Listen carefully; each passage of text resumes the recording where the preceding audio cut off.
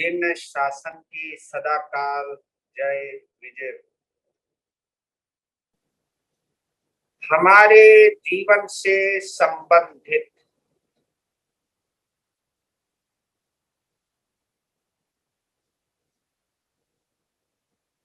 आचार्य हेमचंद्र जी ने और आचार्य हरिभद्र सूरी ने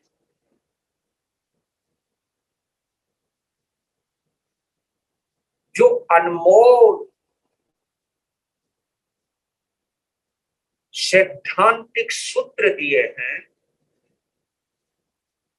या जीवन को सजाने के जो नुस्खे दिए हैं, एक आदरणीय जीवन जीने की जो पद्धति दी है, इसके लिए उनका अनंत उपकार मानना चाहिए। वो कितने करुणा पुरुष रहे होंगे।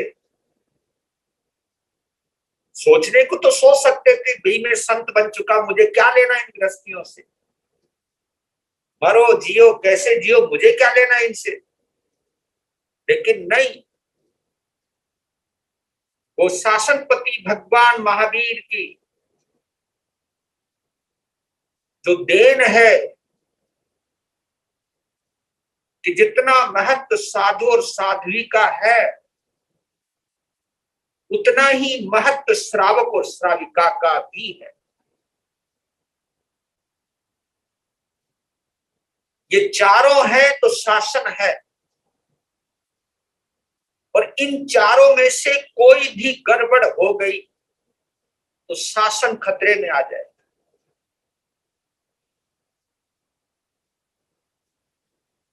यानी संसार का व्यवहार करते हुए भी आप जिन शासन के प्रतिनिधि बन सकते हैं,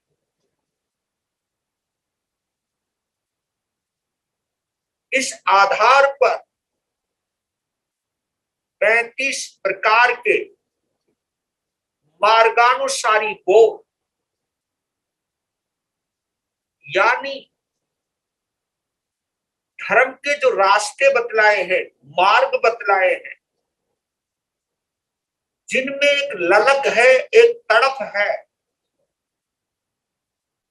कि भोगावली कर्म की वजह से मैं गृहस्थ धर्म से जुड़ा हुआ हूं, मुझे कुछ संबंध निभाने हैं और कुछ संयोग निभाने हैं। उन्हीं संयोग के लिए ही मैंने जन्म लिया है। मेरा ऐसा संयोग तो नहीं बन पाया कि मैं घर परिवार को छोड़कर सीधा दीक्षित हो जाऊं, ऐसा तो सौभाग्य नहीं है मेरा। लेकिन क्या गृहस्थ में रहते हुए, गृहस्थ धर्म की पालना करते हुए, क्या मैं जिन शासन का अंग बन सकता हूं? जब ये ललक देखी, तड़प देखी, तो भगवान ने कहा क्यों नहीं, क्यों नहीं।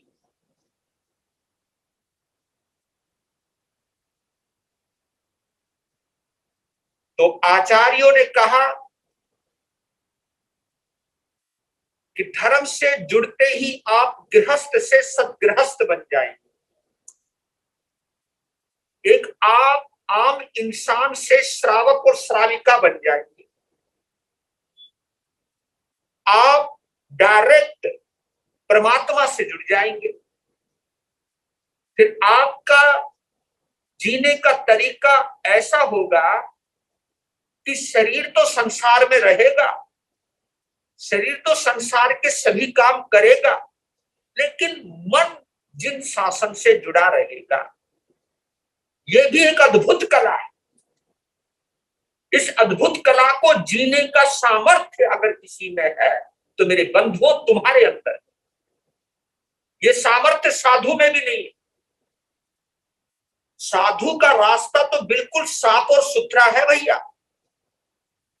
अगर वो कहीं ठोकर खाता तो अपनी गलती से खाता है, और गृहस्थी का जो रास्ता है वो बड़ा चिकनाहट भरा है, संभल संभल के चलना पड़ता है।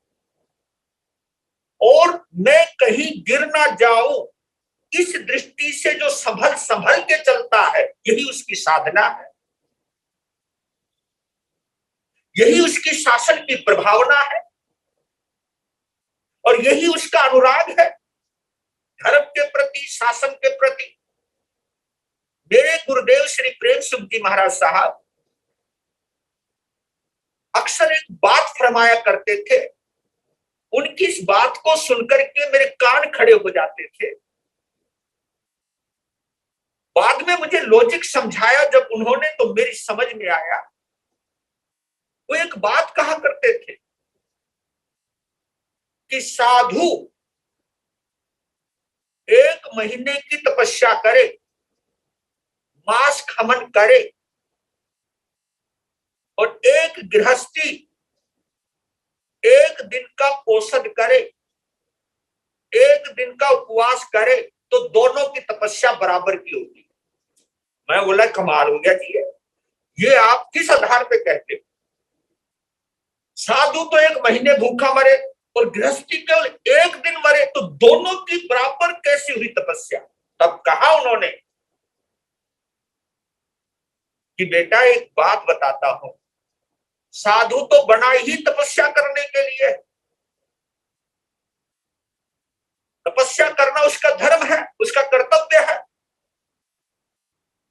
लेकिन गृहस्थ के 100 पचड़ों के अंदर फंसा हुआ होने के बावजूद भी, इतने उलझनों में उलझा हुआ होने के बावजूद भी, अगर वो 1 दिन भी शासन को देता है, तो उसका बहुत बड़ा त्याग, बहुत बड़ा त्याग। तो ये बात दिल को जच गई। वास्तव में 1 दिन भी अगर आप शासन को देते हो, तो आप अनमोल हो जाते हो। और उस 1 दिन को देने के लिए मालूम है आपको, उस 1 दिन को देने के लिए आपके अंदर हमेशा चिंतन चलेगा, तब जाकर के 1 दिन दे पाओगे आप। तो चर्चा प्रारंभ करूं। आज मैं मार्गानुसारी बोल के दूसरे बोल की चर्चा प्रारंभ कर रहा हूं। वो भी बड़ा गजब का विषय है, समझने का विषय है, आप सभी के लिए एक चिंतन का विषय है। अब मैं कितना इसको क्लियर कर पाऊंगा ये तो मैं नहीं जानता हूं, लेकिन अपनी ओर से भरसक प्रयास करूंगा कि आचार्य हेमचंद्र की वाणी को और आचार्य हरिभद्र सूरी की वाणी को आपके हृदय तक पहुंचा सकूं। क्योंकि आई एम ओनली एक मीडिएटर हूं, मैं एक मीडिएटर हूं, एक माध्यम हूं कि उनके सिद्धांत को या उनके दर्द को या उनकी प्रेरणा को आपके हृदय तक पहुंचा सकूं। और हृदय तक पहुंचाने के लिए ही मैं संत बना। मैं शासन को आपके कानों के द्वारा आपके मस्तिष्क से गुजारते हुए हृदय तक पहुंचा सकूं, यही एक हमारा काम है। और इस काम को मैं वफादारी से कर सकूं, ऐसा ही आशीर्वाद चाहता हूं भगवान महावीर से या शास्त्रेश प्रभु से। क्योंकि हम लोग इस काम को भी वफादारी से नहीं कर पाते, पर लेकिन कर पाऊं ऐसा सामर्थ्य चाहता हूं। मैं आप लोगों को अपने से प्रभावित नहीं करवाना चाहता कि आप मेरे से प्रभावित हो। मैं तो ये चाहता हूं कि भगवान की वाणी सुनते हुए आप भगवान से प्रभावित हो, उनसे जुड़े। मेरी तो जबान बोल रही है, उनका तो जीवन बोल रहा है।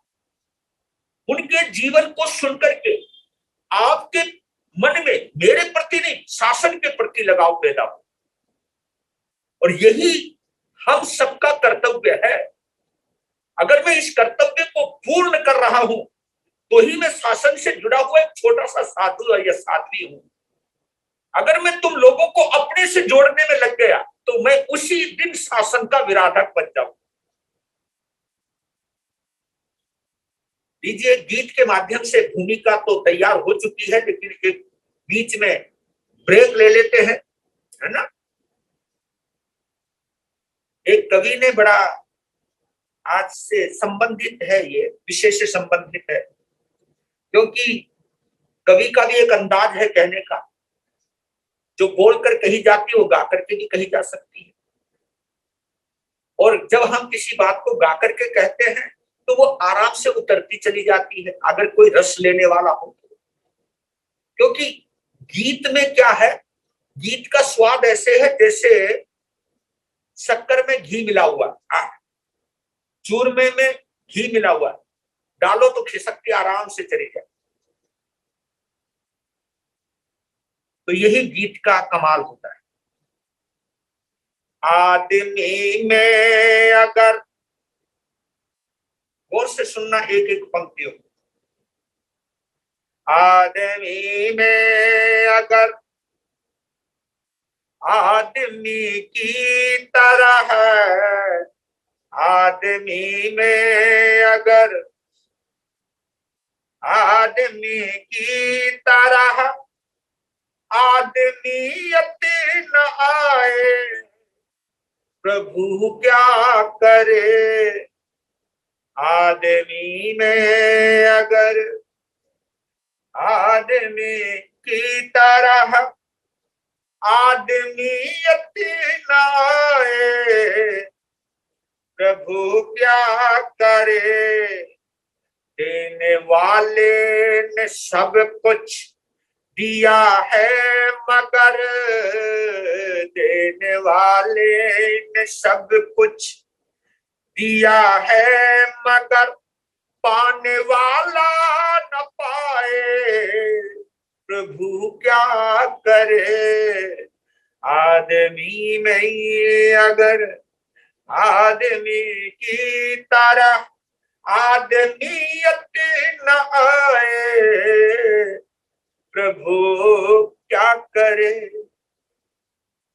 अक्ल दी शक्ल दी दे दिया कुल जहां, मुख दिया मुख में दी उसने मीठी जुबा। अक्ल दी शक्ल दी दे दिया कुल जहां, मुख दिया और मुख में दी मीठी जुबा। हर तरीका सलीका दिया है मगर, हर तरीका सलीका दिया है मगर तू काम न लाए, प्रभु क्या करे। आदमी में अगर आदमी की तरह, आदमी में अगर आदमी की तरह आदमियत न आए, प्रभु क्या करे। और मालूम है क्या दिया, दिया सीने में दिल, दिल में अरमा दिया, प्यार के मोतियों से किसे भर दिया।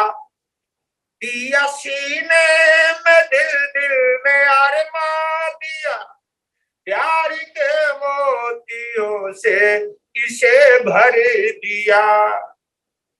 अपने भक्तों को भूला नहीं है प्रभु,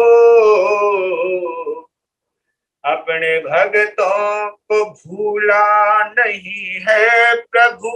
आदमी भूल जाए, प्रभु क्या करे।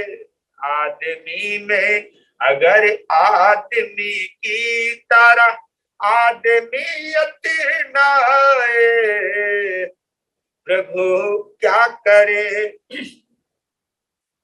जीना चाहा तो जीने को दी जिंदगी, बंदा परवर ने बंदे को दी बंदगी।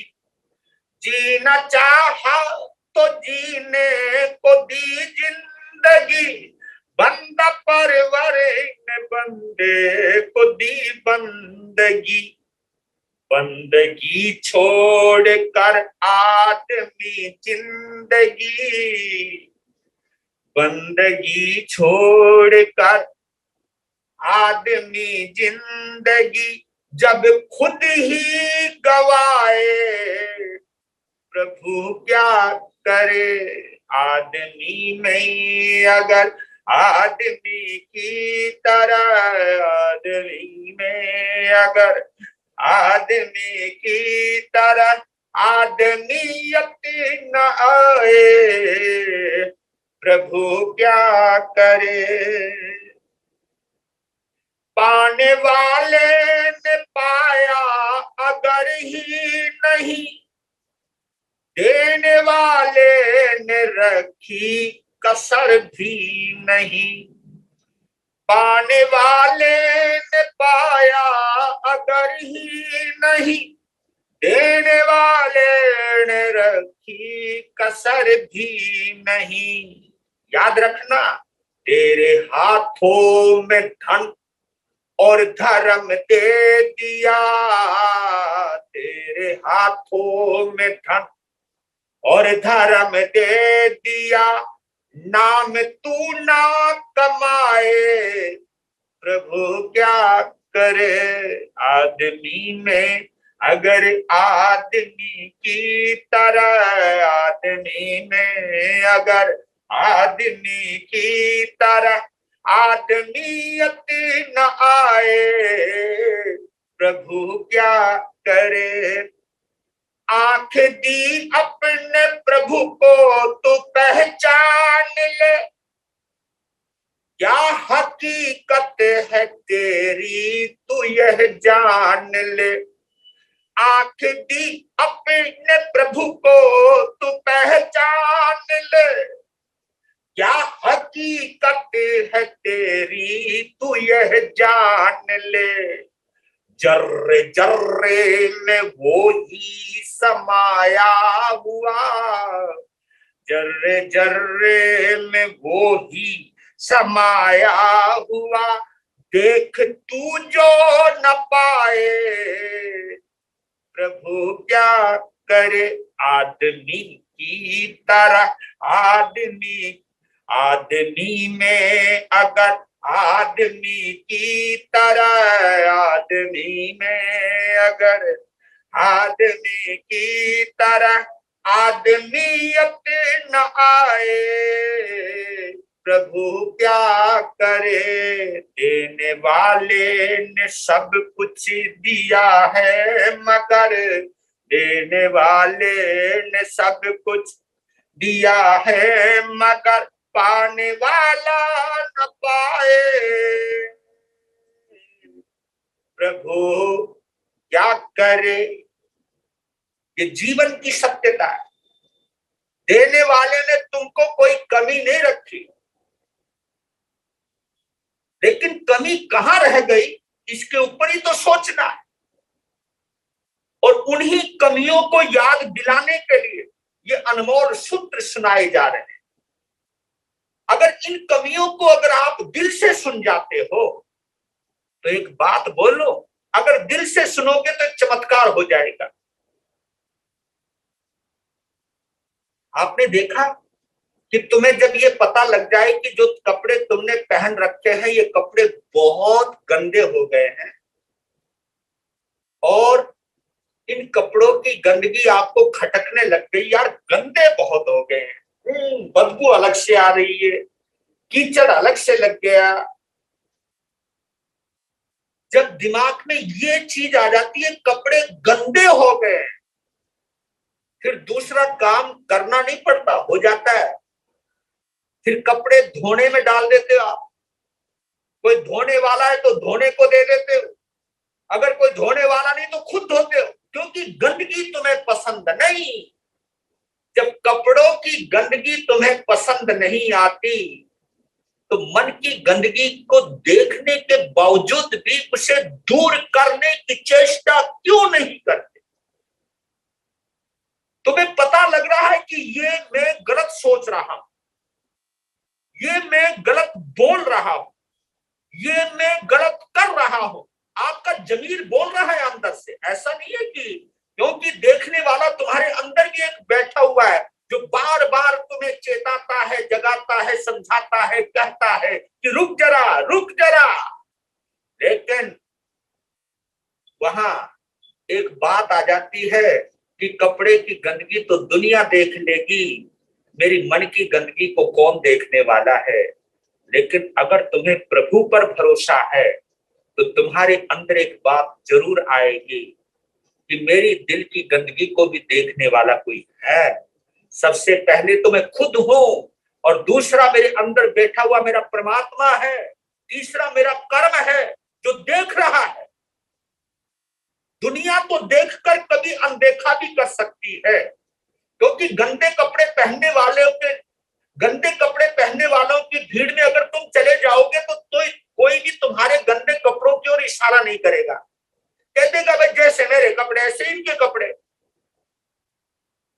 गंदे कपड़े हैं ये तो तुम्हें तब पता लगेगा ना जब किसी सभ्य समाज में जाओगे, कोई उजले धुअल कपड़े हैं, स्वच्छ कपड़े पहनने वाले हैं, उनके पास जाओगे तब तुम्हें अंतर पता लग जाएगा कि इनके कपड़े साफ है, मेरे कपड़े गंदे हैं, मुझको भी ऐसे कपड़े पहनने चाहिए। अगर मुझे इस सोसाइटी का, इस समाज का, इस सभ्यता का अगर हिस्सा बनना है तो मुझे भी ये कपड़े स्वच्छ पहनने पड़ेंगे। तो आपको एक प्रेरणा मिलती है कपड़े साफ पहनना है। ऐसे ही साधु संतों के पास आने के बाद, शास्त्र स्वाध्याय सुनने के बाद, सत्संग सुनने के बाद भी अगर आपका मन में ये ख्याल तक नहीं आता है कि मैं अपनी गंदगी को, अपने मन की गंदगी को कैसे साफ करूं, ये भरोसा आना ही आपके गृहस्थ धर्म का लॉजिक भी है और मैजिक भी है, और ये आपकी जीवन की आवश्यकता। तो आज एक दूसरा बोल है मार्गानुसार, आचार्य हेमचंद्र कहते हैं शिष्टाचार प्रशंसका है। ये सूत्र दिया है आचार्य हेमचंद्र सूरी ने, और इसी से मिलता जुलता सूत्र दिया है हरिभद्र सूरी ने। आचार्य हरिभद्र सूरी ने दिया है कि शिष्ट चरित्र प्रशंसनम, उन्होंने बोला शिष्टाचार प्रशंसका, इन्होंने बोला शिष्ट चरित्र प्रशंसनम। बात एक ही है, शिष्टाचार का हमें प्रशंसक होना चाहिए, यानी जिसका व्यवहार बड़ा नपा तुला व्यवहारिक है, मर्यादित है, संयमित है, गुणवान है, जिसके व्यक्तित्व से झलक मिलती है, प्रेरणा मिलती है, भाई कमाल की बात है, बोलने का तरीका हो तो ऐसा हो, बैठने का तरीका हो तो ऐसा हो, खाने का तरीका हो तो ऐसा हो, देखने का तरीका हो तो ऐसा हो, चलने का तरीका हो तो ऐसा हो, रहने का तरीका हो तो ऐसा हो। जब आप किसी के अनुशासित, मर्यादित और सादगी पूर्ण जीवन पर जब दृष्टिपात करते हो तो उनके व्यक्तित्व से जब तुम प्रभावित होते हो, इसी को हम शिष्ट कहते हैं, शिष्ट कहते हैं। वैसे इसका मूल अर्थ होता है व्याकरण के अनुसार, शिष्ट कहते हैं अनुशासित को, अनुशासित, डिसिप्लिन्ड पर्सनैलिटी को, जो डिसिप्लिन को अप्लाई करता है, डिसिप्लिन को अपने जीवन में उतारता है, अनुशासन को जो जीवन में उतारता है, उसको हम शिष्ट कहते हैं। दो ही तो व्यवहार है ना, एक होता शिष्ट और एक होता अशिष्ट। अशिष्ट कहते हैं जिसको बोलने की तमीज नहीं, खाने की तमीज नहीं, देखने की तमीज नहीं, बैठने की तमीज नहीं, कुछ भी जो मर्यादित नहीं है, आंखों को अच्छा लगे, कानों को अच्छा लगे, दिल को अच्छा लगे, ऐसा कोई व्यवहार नहीं है, उसको हम अशिष्ट कहते हैं। और शिष्ट उसको कहते हैं जिसको देखते दिल रीझ जाए, भाई जीवन हो तो ऐसा हो, बोलने का तरीका हो तो ऐसा हो, चलने का तरीका हो तो ऐसा हो, खाने का तरीका हो तो ऐसा हो। जब इसको हम शिष्ट कहते हैं, और इस शिष्टता को जो अपने आचरण में डालता है या ढालता है उसको हम शिष्टाचार कहते हैं। और उस शिष्टाचार की हमें क्या करनी चाहिए? प्रशंसा, उसकी अनुमोदना करनी चाहिए, उसकी महिमा का गान करना चाहिए। अगर हम किसी में कोई विशेषता देखते हैं तो उसकी अनुमोदना तुरंत करनी चाहिए। फिर यह नहीं देखना चाहिए कि मैं इस बंदे को पसंद करता हूं या नहीं करता हूं, फिर अपनी पसंद और नापसंद को मत डालो। फिर जिसमें भी गुण नजर आए, जिसमें भी गुण नजर आए, आपकी नजरों में बेशक से वो घटिया भी क्यों ना हो, लेकिन जिसमें भी गुण नजर आए और ये पता लग जाए कि ये जो गुण है इसके अंदर वो मेरे में नहीं, तो तुरंत उसकी प्रशंसा करो, तुरंत उसकी अनुमोदना करो। भगवान ने एक चीज कही है कि जो तुम करते नहीं हो या जो तुम कर नहीं सकते हो। तुम्हारे पास एक बहुत बड़ा फार्मूला है, जो तुम कर नहीं सकते उसकी प्रशंसा तो करो। तुम बेईमान हो लेकिन ईमानदार को देख के उसका गुणगान तो गाओ कि इस दुनिया में ये भी रहता है, इस दुनिया में मैं भी रहता हूं, लेकिन मैं बेईमानी से बाज नहीं आता और ये अपनी ईमानदारी नहीं छोड़ता। भाई कमाल की बात है। जीवन हो तो ऐसा हो, ठीक है, इससे एक फायदा होगा। अगर आप बेईमान हो आज वर्तमान में, लेकिन अगर आपने ईमानदार व्यक्ति की महिमा गानी शुरू कर दी, उसकी अनुमोदना करनी शुरू कर दी, तो मालूम है क्या चमत्कार होगा। फिर धीरे धीरे जिसकी हम अनुमोदना कर रहे हैं, फिर उसके गुण हमारे अंदर आने शुरू हो जाते हैं। तो दो वाक्यों में मैं अपनी बात कहना चाह रहा हूं, सुनो। अगर तुम बुराइयों से बचना चाहते हो, गौर करिएगा, जिंदगी की किताब पर लिख लीजिएगा, कागज की किताब पर नहीं, जिंदगी की किताब पर यहां लिखिएगा, यहां एहसास कीजिएगा। क्योंकि सुना यहां से जाता है, समझा यहां से जाता है, उतारा यहां से जाता है। ये तीन चीजें एक साथ काम करनी चाहिए। दिल से सुनना चाहिए, दिल से सुनोगे तो दिमाग बहुत जल्दी एक्सेप्ट करता है और उसके ऊपर वो बिल्कुल सकारात्मक चिंतन देता है और एक सकारात्मक दृष्टिकोण देता है, एक आपको विजन देता है, एक मिशन देता है, और वो दिल को छू जाता है। और जो चीज दिल तक उतर जाती है फिर वो जीवन का हिस्सा बन जाती है। क्योंकि अधिकांश से तो हमारी सारी बातें यहीं पर ही रहती है, यही यही यही बस, यहां तो आ ही नहीं पाती। क्योंकि यहां आ जाए तो जीवन बदल जाए। तो कोशिश करना, यहां पर, यहां जो है, ये जो आपका माथा है, ये एक लाइब्रेरी है, लाइब्रेरी। और लाइब्रेरी में अगर हजारों भी किताबें तो तुम्हारे किस काम की। इसको लाइब्रेरी तो बना दिया तुमने, भाई ये पाठ पढ़ लो, ये पाठ पढ़ लो, इसकी सुन लो, उसकी सुन लो। सुन तो सबको लो, पढ़ भी सभी लो, लेकिन उसको अंदर इस लाइब्रेरी से लेकर के दिल तक तो लाओ। क्योंकि दिल तक नहीं आएगी तो जिंदगी में नहीं आएगी बात। तो जिंदगी का हिस्सा वही बनती है बात जो दिल तक उतर जाती है। एहसास हो जाता है कि ये बात बिल्कुल करेक्ट, ये बिल्कुल सही। तो क्या बोला उन्होंने, अगर तुम बुराइयों से बचना चाहते हो तो एक संकल्प लीजिए कि मैं जिंदगी में किसी की निंदा नहीं करूंगा। देखो क्या गजब का चमत्कार होगा। क्या बोला मैंने, गौर करना।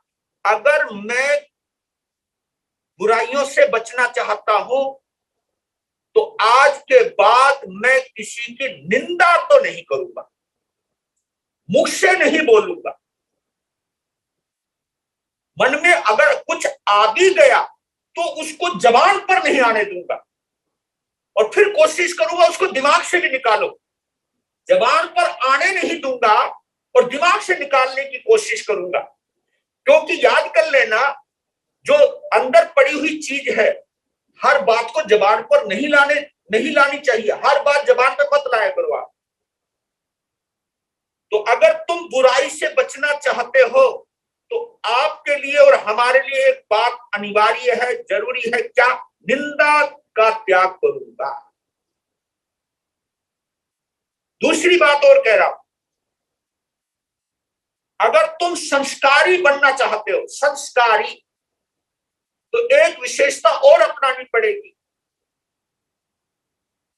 जो आपकी नजरों में सज्जन है, सद्गुणी है, उनकी प्रशंसा करनी पड़ेगी।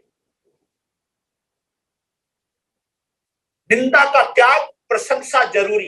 ये दो चीज जुड़ जाए आपके जीवन में कि जिनकी अंदर मैं बुराई देखूंगा वो बुराई में करूंगा नहीं, बुराई देखूंगा तो अपनी जबान पर उस बुराई को बोलूंगा नहीं, कहूंगा नहीं। क्योंकि तुम्हारी बुराई करने से उसकी बुराई दूर नहीं होगी, लेकिन तुम्हारा मुंह जरूर बुरा हो जाएगा। और वो बुराई तुम्हारे, क्योंकि उसकी बुराई पहले दिमाग को छुआ, फिर दिल को छुआ, फिर जबान पर आई, ये चीजें तो आई। और ये चीज अगर जुड़ती चली गई, बुराई जुड़ती चली गई, बुरे बन जाओगे। गीता के अंदर श्री कृष्ण अर्जुन के समक्ष एक बड़ी गजब की बात कहते हैं। वो बात मैं दोहराता हूं बार बार।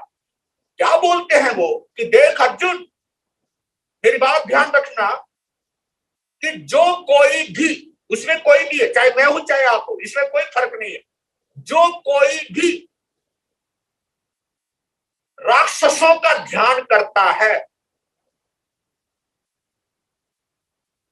वो धीरे धीरे धीरे राक्षस ही बन जाता है। ध्यान करने का मतलब समझ गए? उनके बारे में सोचते रहना,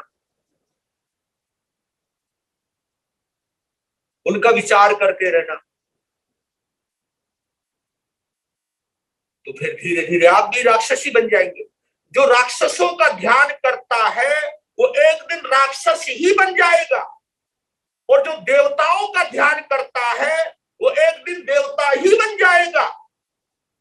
और है पार्थ, जो मेरा ध्यान करता है वो एक दिन मेरे जैसा ही बन जाएगा। सब बात आगे कंप्लीट। आप किसके बारे में सोच रहे हो आप वैसे ही होते चले जाओगे। अगर गुंडों की संगति में रहोगे तो आपकी भाषा भी बदलने वाली है, आपके मुंह में से गालियां आनी शुरू हो जाएंगी, आपका खान पान बिगड़ जाएगा, आपका देखने का तरीका बदल जाएगा, क्योंकि आप उन्हीं के पास रहते हो जो आप अपने उनको आइडल मानते हो, उनके बारे में सोचते हो। यार क्या शान है यार इनकी, है दुनिया सलाम करते, ये नहीं मालूम कि मजबूरी में सलाम करते यार, जहां से गुजर जाते सब सैल्यूट मारते यार, इनको तो इनके आगे तो सब यूं यूं कांपते हैं, बड़े बड़े कांपते हैं, यानी मुझे भी दादा बनना चाहिए, मुझे भी गुंडा बनना चाहिए। वही सोच हो जाएगी, फिर वो गुंडा ही बनेगा और करेगा क्या? अगर हम किसी गलत आदमी के व्यवहार, इसलिए तो साधु संतों के लिए भी बोला है, आप लोगों के लिए भी बोला है कि जो आतताई है, जो गंदा व्यक्तित्व है, उससे संपर्क नहीं करना, उसके बारे में सोचना नहीं, क्योंकि सोचोगे तो धीरे धीरे वो तुम्हारे अंदर घुस जाएगा। बचो भैया, तो सोचना है। और एक चीज और बोल रहा हूं आपको, अगर समझ में आ जाए, किसी भी गंदी आदत को मिटाना अगर चाहते हो तो एक अच्छी आदत डाल लो, तो एक गंदी आदत अपने आप ही हट जाएगी। नहीं समझे? समझ तो गए होंगे आप, ऐसी तो बात है, इतने ना समझ कोई हो, है ना? जिनको स्मार्टफोन चलाना आता वो ना समझ कैसे हो सकते, है ना?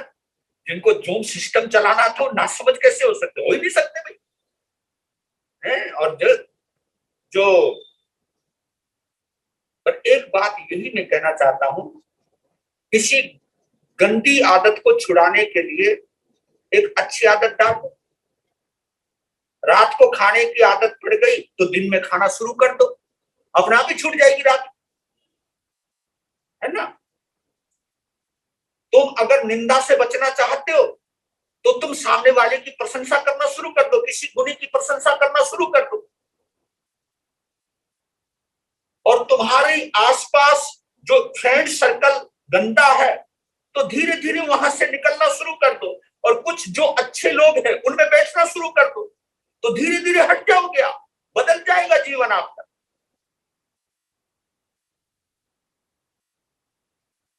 तो उसके लिए आपको संकल्प तो करना पड़ेगा। और इंग्लिश में वो कहावत तो आती हो, आपने सुना होगा, as you think so you become. जो तुम सोचते हो तुम वही बनते चले जाते हो। एज यू थिंक, जैसा तुम सोचोगे वैसा तुम बनते चले जाओ। और इसका एक और एग्जांपल देता हूं, जल्दी समझ पाओगे। आपके आगे आईना है ना, आईने के आगे तुम मुस्कुराओगे तो आईना तुमको भी मुस्कुराता हुआ दिखाएगा, राइट? शीशे के आगे अगर तुम मुस्कुराओगे तो वो भी मुस्कुराता है, और तुम मुंह बनाओगे तो वो भी मुंह बनाएगा। मतलब जो तुम उसके सामने करोगे वो तुम्हें वैसा ही दिखा देगा। ये शीशे की आदत है, ये आईने की आदत है। दूसरी बात ये एक एग्जाम्पल और देता हूं, पानी, पानी, जल, वाटर। अगर उस पानी को तुम लोटे में डालोगे तो उसका आकार कैसा बन जाएगा? लोटे की तरह बन जाएगा। अगर उसे बोतल में डालोगे तो उसका आकार बोतल की तरह बन जाएगा। अगर उसे पतीले में डालोगे तो उसका आकार पतीले की तरह बन जाएगा। यानी पानी इतना तरल है, पानी इतना सरल है, उसको जहां भी डालोगे, जिस शेप में भी डालोगे, वही शेप बन जाएगी उसकी। ठीक उसी तरह जैसे दर्पण है और जैसे पानी है, उसी प्रकार जैसा गुरु होगा वैसा शिष्य भी होगा। ये भी ध्यान कर लेना। मेरे जीवन पर बहुत बड़ा प्रभाव है अगर, तो मेरे गुरुदेव का है। जो भी है प्रभाव, मैं अपने आप को सौभाग्यशाली मानता हूं कि मेरे जीवन में ऐसे गुरु का संयोग लिखा था कि जिसने मेरी दृष्टि को उदार बनाया। मेरे गुरुदेव कभी भी किसी भी धर्म की, किसी भी मजहब की और किसी भी संप्रदाय की निंदा नहीं करते थे। ये उनकी एक बहुत बड़ी विशेषता थी, बहुत बड़ी विशेषता थी। मेरे गुरुदेव के पास अगर दिगंबर भी आता था ना, तो दिगंबर को ये कहते थे पहले मंदिर जा फिर मेरे पास आ, ये कहा करते थे। मेरे गुरुदेव के पास अगर कोई तेरापंथी आता था, पहले अपने आचार्य के पास जा फिर मेरे पास आ। कोई हिंदू भी अगर आता था, सरदार भी अगर आता, पहले गुरुद्वारे जा फिर मेरे पास आ। जहां जहां तूने जन्म लिया है वो तेरे लिए महत्वपूर्ण है। मैं उसके बाद मिला हूं, मेरा दर्जा दूसरे नंबर पर आएगा, पहले वहीं का दर्जा आएगा। मेरे गुरुदेव ने आज तक किसी के गुरु के शिष्य को तोड़ा नहीं, किसी के भगत को नहीं तोड़ा। आज तक मेरे सामने का एक रिकॉर्ड रहा है। मेरे गुरुदेव के आगे कोई कहते थे जी हमारे गुरुजी गुजर गए हैं, हम आपको अपना गुरु बनाना चाहते हैं, तो गुरुजी कहते थे नो, ये तुम्हारी सोच गलत है। तुम्हारे पिता गुजर चुके हैं, क्या तू अपना बाप बदलेगा? क्या बाप बदल सकते हो? तो ऐसे गुरु नहीं बदले जा सकते। हाँ, जिनसे तुम्हें प्रेरणा मिले उनकी तुम प्रशंसा करो, श्रद्धा तुम एक पर रखो, सम्मान तुम सभी का करो। ये क्या गजब की प्रेरणा देते, ये मुझे अपने गुरु से मिला। मेरे गुरुदेव एक बात और कहते थे कि प्रेम सुख का शिष्य अगर किसी भी क्षेत्र में जाए तो उस क्षेत्र को कभी तोड़ना मत, उसको अपना अड्डा नहीं बनाना। वहां ये नहीं करना कि भाई ये चीज मेरे गुरु के नाम पर हो जाए, ये चीज उनके नाम पर हो जाए, हमारे अलावा किसी को नहीं मानना। ये कभी किसी को मत करना और अपने स्वार्थ में आके कभी समाज के टुकड़े मत करना। ये उस वक्त की देन है और ये चीज हमारे अंदर आई हुई है स्वाभाविक। ये गुरु से सीखा है हमने, क्योंकि जैसे जिन विचारों के साथ हम जिएंगे, जिन विचारों के साथ हम बड़े होंगे, वो विचार हमारे अंदर आएंगे। इसलिए मैं कभी कभी कहता हूं, जिन श्रावकों की या जिन साधु साध्वियों की ऐसी सोच है जो निंदा करते हैं या बुराई करते हैं या किसी में कमियां देखते हैं, वो कमियां श्रावक नहीं देख रहा है, वो कमियां साधु दिखवा रहा है। वो ये कह रहा है अपने श्रावक को, उन संतों में रखा क्या है, वो ये करते हैं वो करते हैं, तेरा दिमाग खराब है, उनके पांव में तू सिर टेकता है, ये सिर किसी पत्थर पे मार ले, कम से कम उनके चरणों में मत टेका कर। ये नफरत भरी बातें जो सिखाई जाती हैं, ये विचार उनके अंदर चले जाते हैं, वो प्यार में आ जाता है और प्यार में आकर के सोचता है ये बिल्कुल सही कह रहे हैं। तो हमें ये देखना है कि मैं अपने शिष्य को क्या बना रहा हूं। और मैं बता देता हूं, माँ बाप के बाद अगर सबसे बड़ी जिम्मेवारी अगर किसी के ऊपर है तो वो गुरु के ऊपर है। और मैं एक बात दावे के साथ कहता हूं, अगर साधु समाज अच्छी होती तो हमारी समाज का जो ये ढर्रा बिगड़ गया है ये कभी नहीं बिगड़ता, कभी नहीं बिगड़ता। हमने बिगाड़ा है इस समाज को। ये हमें जिम्मेवारी लेनी चाहिए कि मैंने इन लोगों के अंदर राग द्वेष भरा है। कहा तो मैं अपना राग द्वेष निकालने के लिए संत बना था, और मैं अपना राग द्वेष निकालूंगा तभी तो मैं सामने वाले का निकालूंगा। ये सोच नहीं आती है, ये सोच बहुत जरूरी है। वास्तव में मेरे गुरुदेव को उनके गुरुदेव ने जो नाम दिया था प्रेम सुख, वास्तव में वो प्रेम की मूर्ति थे। वो कभी अमीर और गरीब में भेदभाव नहीं करते थे। ये मैंने जलवा देखा है उनके पास, कभी अमीर और गरीबी में भेदभाव नहीं करते थे। कोई भी आए, कोई भी आए, सबको प्रेम से बोलते थे, सबको प्यार करते थे। और समाज की नब्ज के इतने ज्ञाता थे, वो इतने ज्ञाता थे, वो नजर को देखते पहचान जाता था ये बंदा किस नजर से आया है। और ये तभी क्वालिटी आती है जब आदमी दूसरे को इंपॉर्टेंस देता है, तभी हमें पता चलता है दूसरे के चेहरे को पढ़ना क्या होता है। जो बंदा खुद स्वार्थी हो वो किसी के चेहरे को क्या पढ़ पाएगा? वो नहीं पढ़ सकता। वो ही पढ़ सकता है दूसरे के चेहरे को जो दूसरे के लिए सोचता है, और वो भी सकारात्मक सोचता है। मेरे गुरुदेव की बड़ी कृपा है, मुझे दो चीज बड़ी महत्वपूर्ण मिली। एक तो मुझे गुरु बहुत अच्छे मिले, और एक मुझे संघ बहुत अच्छा मिला, जिसका नाम है सर्वन्न संघ। इस संघ का मैं दीवाना हूं दिल से। और मैं अपना सौभाग्य मानता हूं कि मेरे कोई पुण्य कर्म का उदय रहा होगा जो मुझे सर्वन्न संघ मिला। क्योंकि सर्वन्न संघ जो है उदारवादी संघ है, और इस संघ का निर्माण पदों के लिए नहीं, पदों को त्याग करके हुआ है। नहीं तो घर के बंटवारे इसलिए हो जाते हैं कि मैं अब कमाने लायक हो गया हूं, मुझे किसी की धौंस पट्टी के नीचे नहीं रहना। हाँ, पहले बहुत अच्छा माहौल हुआ करता था। घर के अंदर कमाने वाले 2 जने होते थे, 20 खाने वाले रहते थे। और वो जो 20 खाने वाले रहते थे वो ऐसे रहते थे, वो सोच भी नहीं सकते थे मैं इनके बिना रह पाऊंगा, जी पाऊंगा। आज हर कोई सेल्फ डिपेंड हो गया है, तो सेल्फ डिपेंड होने की वजह से सेल्फिश भी हो गया है। क्यों सेल्फिश हो गया? कि अब मुझे इनकी कोई जरूरत नहीं, मैं अपने आप देख लूंगा, मेरे पास है इतना मादा, मैं इनके बिना भी रह सकता हूं। पढ़ो लिखो मना नहीं करता, गुणवान बनो मैं मना नहीं करता, लेकिन दूसरे को नीचा दिखाने के लिए या दूसरों को छोड़ने के लिए अगर तुम कुछ अर्जन भी करते हो तो वो बहुत बड़ा पाप माना जाता है। तो मुझे मानसिक पाप से बचाया है मेरे गुरु ने, क्योंकि जैसा गुरु होगा ना वैसा उसका भगत जरूर होगा, ऐसा मुझे लगता है। जैसे माता पिता होंगे ना वैसे उनकी संतान होगी। ये देखिए मैंने सारी बातें बोली हैं आपको, आईने से लेकर के माँ बाप तक पहुंच गया हूं मैं। क्योंकि बच्चा जब वो बड़ा होता है, इसलिए मैं जरूर एक बात कहता हूं, तुम सबको आज फिर दोहरा रहा हूं कि अगर डरना है तो अपने बच्चों से जरूर डरना। आप कहोगे महाराज क्या बोल रहे हो? मैं इसलिए बोल रहा हूं जो छोटे बच्चे हैं, आप क्या बोल रहे हो वो बहुत गौर से देख रहा है। आप क्या खा रहे हो वो बहुत गौर से देख रहा है। वो देख नहीं रहा, सीख रहा है। बच्चा हमेशा सीखने के मूड में रहता है, वो सीखता रहता है हर पल।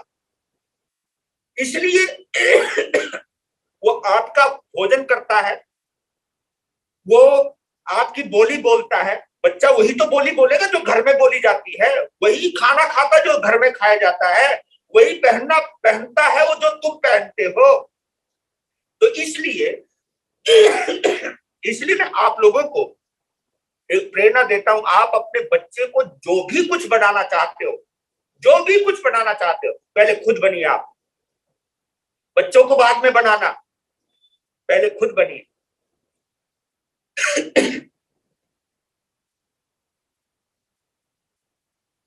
और ये तो आपने सुना भी होगा, एक बहू अपने सास को मिट्टी के बर्तन में रोटी और सब्जी दिया करती थी।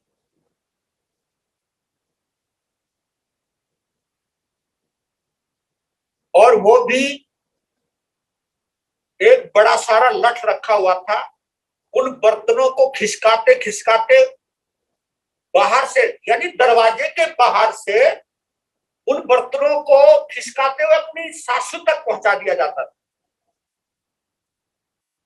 वो जब खा लेती थी उन बर्तनों को उसी डंडे से हटाया जाता था। और उसको फेंका जाता था।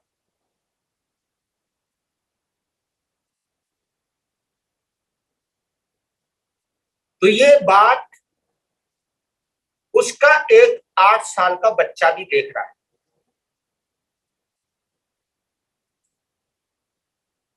उस 8 साल के बच्चे ने अपनी माँ से कहा, माँ, ये बर्तन तू फेंकती क्यों है? हे, हे, इतनी गंदी औरत खाएगी तो इसको धोना कोई है? फेंक देते हैं। पर माँ, मैं जब बड़ा हो जाऊंगा, जिस कुम्हार के यहां से तुम टूटे फूटे बर्तन लाते हो, वो अगर मर गया तो मैं बर्तन कहां से लाऊंगा? क्या मतलब? तो जब ये दादी जैसी है, ऐसे तुम भी तो कभी होगे ना, तो मैं कहां से दूंगा? तो इसलिए माँ, एक रिक्वेस्ट है, इन बर्तनों को फेंका मत किया करो, इनको संभाल के रखो, ये काम आएंगे आपके। है, तू मुझे इसमें खिलाएगा? इसमें खिलाएगा तू मुझको? क्या मतलब? मैं समझा नहीं माँ, क्या बोल रही आप? क्योंकि दादी की उम्र जैसी हो जाती है, इसकी उम्र में जब आप पहुंच जाओगे, तो ये मैं देख रहा हूं, इतनी बड़ी उम्र होने के बाद ऐसे ही बर्तनों में खिलाया जाता है ना बूढ़ों को, बड़ी उम्र वालों को, दादी की उम्र वालों को मिट्टी के बर्तनों में तो खिलाना पड़ता है ना। अरे, वो हिल गई। बेटा, जैसे मैं खिलाऊंगी तू वैसे खिलाएगा मुझको? हाँ माँ। तो सुन, जैसा खिलाऊं वैसा खिलाएगा ना तू? बिल्कुल। तो दिमाग बदल गया बहू का। उसने कहा, अब विचार आया कि मुझको कैसा खाना है। अब उसने वो बर्तन फेंक दिए, क्रोकरी का नया सेट निकाला, उसे धोया, 3-4 तरह की सब्जियां लगाई, फल काटे, दूसरी प्लेट भी सजाई, और वो इतनी तरीके से सजाई, और बच्चे को बुला लिया, देख देख किस तरह सजा रही हो, कि माँ जैसा तू करेगी मैंने भी वही करना है। और वो खुद अंदर गई, खिलाने से पहले माँ को लेकर के आई बाथरूम में, उसके पुराने सड़े हुए कपड़े बाहर निकाले, नए कपड़े लाई, और अपनी सासू माँ को खुद नहलाया। वो भी डव की साबुन से। क्या समझते हो आप? डव की साबुन से नहलाया, और कहा, बेटा तू देख रहा है ना? माँ, मैं देख रहा हूं, तू क्यों टेंशन ले रही है? अच्छी तरह साफ किया, नहलाया, तेल लगाया, मालिश करी, और नए कपड़े पहनाए, और लेकर के आई, बिठाया, कुर्सी लगाई, आगे टेबल लगाई, और उसके ऊपर वो दो दो तस्तरियां सजाई, और फिर प्यार से खिला रही। माँ और सासू सोचे कि बहू को हो क्या गया। सासू कहने लगी, बहू तू ठीक तो है ना? माँ, तू बहुत अच्छी है, बहुत अच्छी है तू।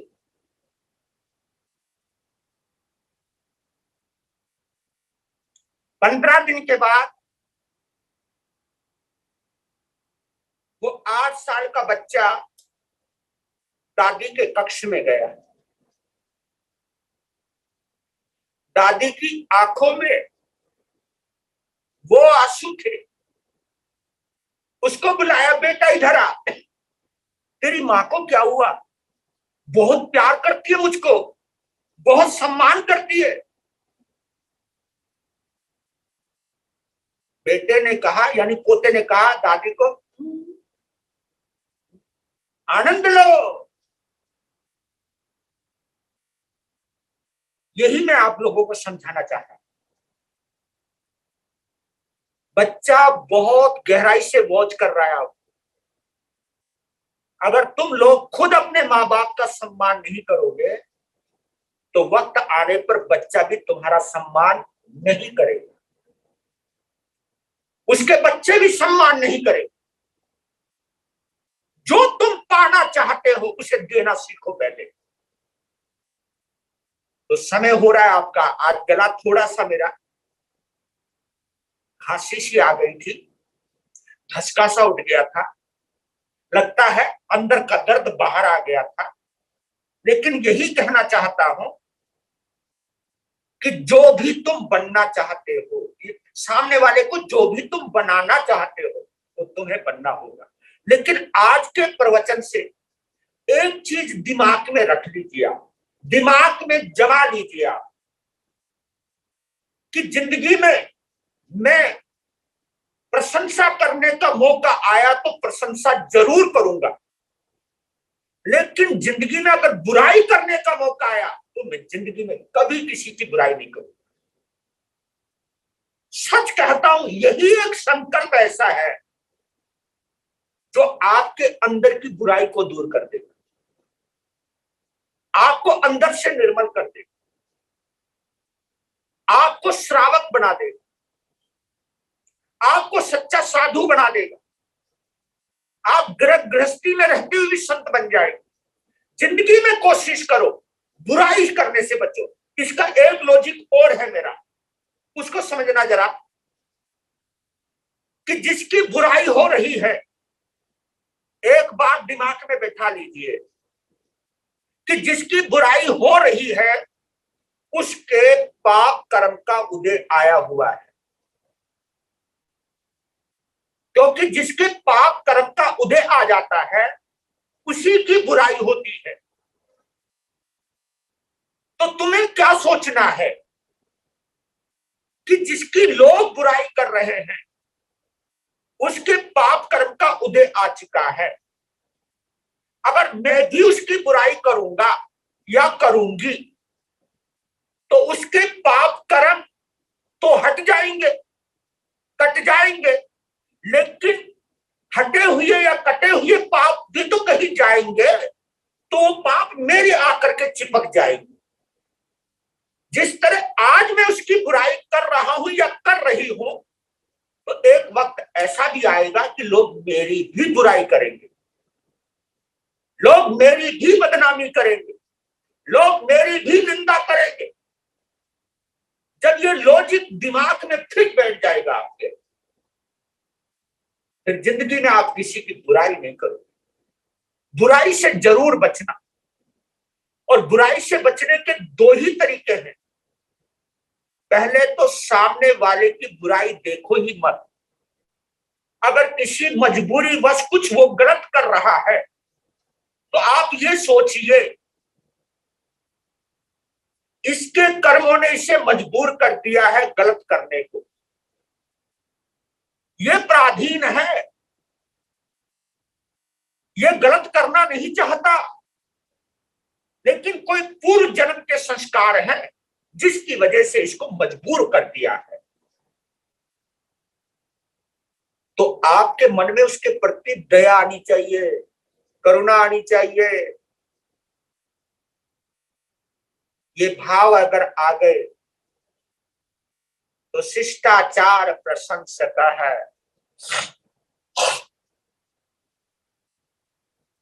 ये चीज आपके अंदर आ जाएगी। समय हुआ आपका, आज इतना ही, कल और बढ़ेंगे। इसको समझना जरूरी है, और दिल से अगर सुनोगे तो सच कहता हूं, मैंने बात सुना है, सुनते हम कान से हैं, सोचते हम दिमाग से हैं, एहसास हम दिल से करते हैं। यानी आपको 3 काम करने पड़ेंगे। पहला काम तो सुनने का, दूसरा काम समझने का, और तीसरा काम एहसास करने का। सुना कान से जाता है, समझा दिमाग से जाता है, एहसास दिल से किया जाता है। तो दिल से जितना तुम एहसास करोगे उतना ही तुम बदलते चले जाओगे। आज इतना ही। ओम शांति।